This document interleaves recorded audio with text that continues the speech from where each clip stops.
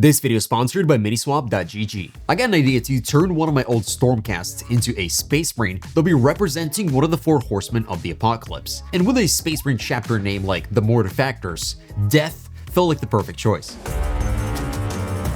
Then after a quick isopropyl bath, it was time to rip and tear, as we first had to get rid of all the extra Stormcast bits that would really not fit a Space Marine, with the exception of the few parts that were stamped onto it. The one exception I made was grabbing the massive plume from the helmet and trying to attach it onto the Reaver helmet, which felt quite reminiscent of the Ultramarines. Now, when it came to the power pack, I had a cool idea in mind. Now, a while ago, I noticed that these orc skulls are in the perfect shape to go on top of a power pack. And this being a Mortifactor, this felt like the perfect match. But as I was about to attach it, I realized that if this one fits, that means the one with the jaw still attached to it should also fit, which would give it a bit more of an aggressive feeling and just be a little bit more interesting overall. Now, a while ago, I made a Grey Knight and was left over with this incredibly ornate Psyker Staff, and it felt like a great piece to place on top of the power pack.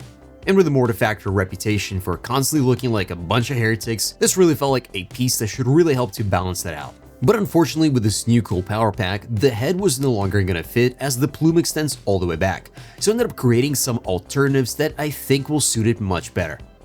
For the chest area, I ended up shaving off the Imperialis and instead giving him a much more interesting medallion with a skull inside of it. Then of course we needed to swap out his magazine with something a little bit more substantial, and also because I just absolutely love the way the drum magazines look on the Space Marine bolters.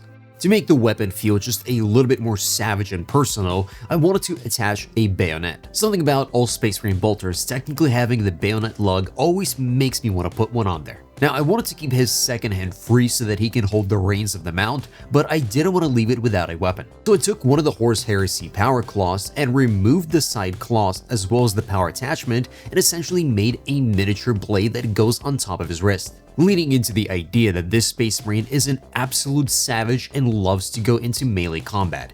Now for the exciting part of trying to mount the Space Marine onto this creature. I'm not sure how I managed to, but I accidentally broke the hobby knife and the whole thing essentially just came apart. Fortunately, I didn't have too many instances where I'll be using it because now I needed to actually start removing big chunks of the plastic in order to fit the Space Marine. However, this is where things got a little bit strange. I'm sure you've noticed that the color of this plastic is gold, but I just thought it was the dye. However, something about its property was making it act a little bit different. It was quite more brittle, and it was essentially just tearing out chunks of the plastic without me being able to really control what was happening. Fortunately, the Space Marine legs were going to cover up most of this, but this still meant taking out the putty and trying to cover up just a little bit. I also used a big chunk on the saddle to make it appear as if the Space Marine is sinking into it and make it feel like he's much heavier. But this is where I made quite a big mistake, because I meant to keep the Space Marine and the Beast separate. Because originally my idea was that I will simply pull him off the moment I have the legs in the right position, but I failed to account for all the additional side putty that I ended up attaching, so that by the time I had the legs in the right position, he was now permanently bound onto it. But unfortunately, that'll just make the painting process much more difficult. But for now, I picked out a really nice looking chainsword to attach it in the same place where there was originally the really cool sword. And seeing the sheath gave me the idea to give him a massive holster right at the front of the saddle so that he has a place to store his bolter after he removes the bayonet. Now, because my Space Marine was now essentially permanently attached onto it, I didn't really have a lot of options in how I'd be filling in some of the gaps, so my idea was to attach some really cool parts that I thought would fit him thematically. And after finally starting to attach all the parts that I made previously, he was really starting to come together. Now, if you wanted a whole army of Space Marines with bayonets, you could buy them on MiniSwap GG, who are the sponsors of today's video, because I think this offer for 20 of them is actually a pretty good deal. I also browsed through a bunch of different offers to see what other parts were available. There's actually quite a few that were very interesting. While there, I also checked out several other Age of Sigmar miniatures that I thought would be pretty cool, and they were at a pretty great price. Especially this one, which I think would make for a very great Psyker. And my personal favorite feature is that on MiniSwap, you see the original price of the box so that you know exactly what kind of deal you're getting. Especially for people that are newer in the hobby, knowing exactly what was the original price can be really helpful. And with MiniSwap, your first order will have free shipping, not to mention that you have buyer's protection, which will give you some peace of mind. Now, if you bought some miniatures but you changed your mind about them, you can actually sell them on MiniSwap GG, who provide a lot of additional tools that make this process a lot simpler. For example, if you want to sell a box, you simply type in the name and it'll fill in all the information for you, making the process a lot easier. So thank you MiniSwap GG for sponsoring this episode, and back to the video.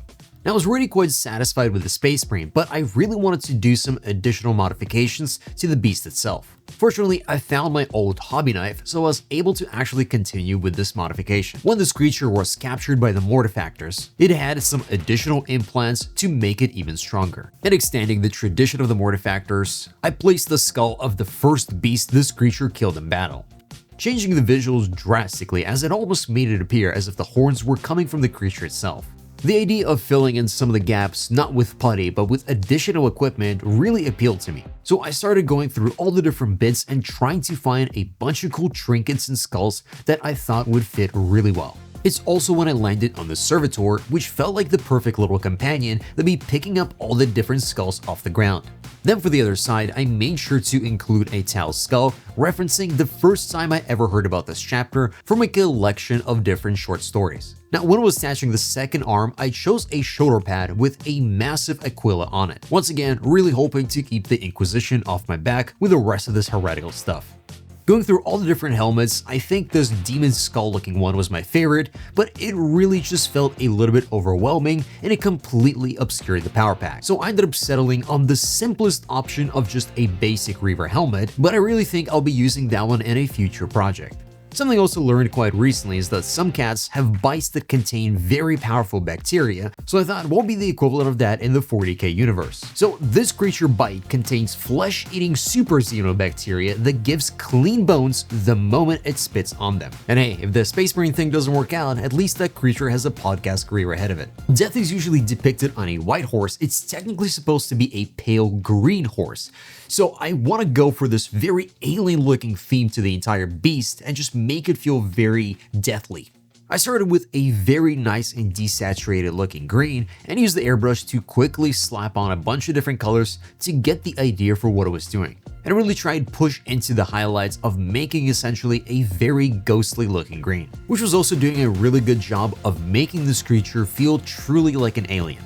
I slowly worked on the bone armor, trying to keep track exactly of which areas were supposed to be what color, with their color scheme being essentially a combination of bone color and several other parts that are all black. I really tried adding several other colors to try to spice it up and make the leather colors look much more interesting. Now, the whole color scheme wasn't really coming together as well as I wanted to, but repainting it wasn't really an option. So to try and save it, I decided to try and use the special weapon that is Streaking Grime. In theory, it really should do a great job on this miniature as it was mostly highlights and very bright colors. Working with such a large quantity of Streaking Grime is always incredibly messy, but the one massive benefit is that it stays active for such a long time that you can easily take all the time you need. I expected to remove most of the stuff, but I really enjoyed the color shift, so I ended up using the sponge essentially with a very thin layer of this stuff, and the result turned out better than I expected. Especially when you compared with what it looked like before the Streaking Grime, it really did a lot of the heavy lifting for me. But of course, after applying such a massive quantity of Streaking Grime, it left the miniature feeling a little bit desaturated and lifeless, so I worked on adding several other details. For the Space Marine and the leather parts, I did do a little bit of edge highlighting. However, when it came to the beast creature, I went for a different approach, using a near gray desaturated green to provide some highlight areas. Then I thought, you know what, why not make the bayonet and the claws into power weapons? Then for the final step, I went back to all the different scales and slowly one by one gave him a nice little highlight. And with that, Death was complete. Thank you for watching, and I'll see you next time.